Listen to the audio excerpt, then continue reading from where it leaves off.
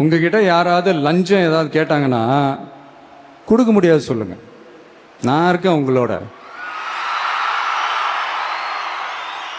அப்படியே யாராவது ஃபோர்ஸ் பண்ணாங்கன்னா, இது எங்க மகன், எங்க புள்ள, எங்க அண்ணன், எங்க தம்பி, எங்க விஜய், எங்க விஜயோட ஆட்சின்னு ஸ்ட்ராங்கா சொல்லுங்க.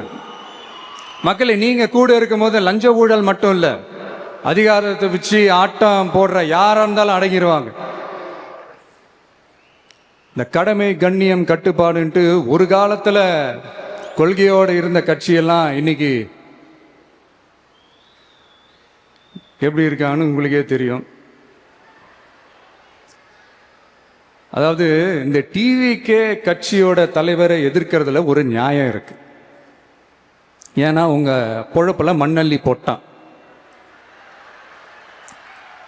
என்ன, இந்த ஊழல் லஞ்சம்லாம் பண்ண மாட்டேன்னு சொல்லி உங்க அரசியலே ஒரு தெருமுனைக்கு கொண்டாந்து விட்டான். மக்கள் வேற அவனை தான் நம்புறாங்க.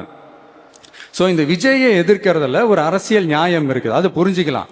ஆனால் இன்னைக்கு இந்த விஜயை மக்கள் ஓட்டு போட்டு ஜெயிக்க வச்சு ஒரு தீர்ப்பை கொடுத்து மக்களுக்காக வேலை செய்யறதுக்காக முதலமைச்சரா உட்கார வச்சிருக்கிறாங்க.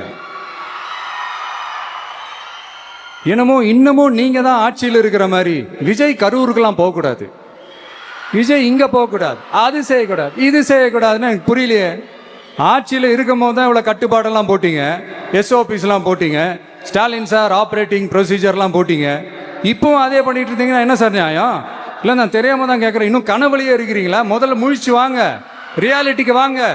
உங்க ஆட்சியெல்லாம் வீட்டுக்கு போய் டிவிக்கேன்னு ஒரு ஆட்சி வந்து ரொம்ப நாள் ஆச்சு.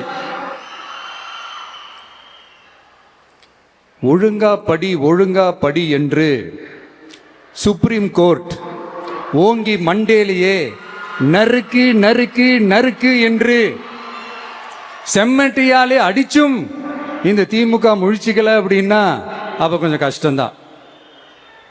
வெற்றி தோல்வியெல்லாம் அரசியல சகஜம் சார். அதுக்காகலாம் வெறி பிடிச்சி, இந்த பதவி வெறி பிடிச்செல்லாம் அலைய தேவையில்லை. நல்ல விதமாகவே சொல்றேன், நியாயமான அரசியல் பண்ணுங்க. ஓ, அதுதான் உங்களுக்கு தெரியாதுல்ல?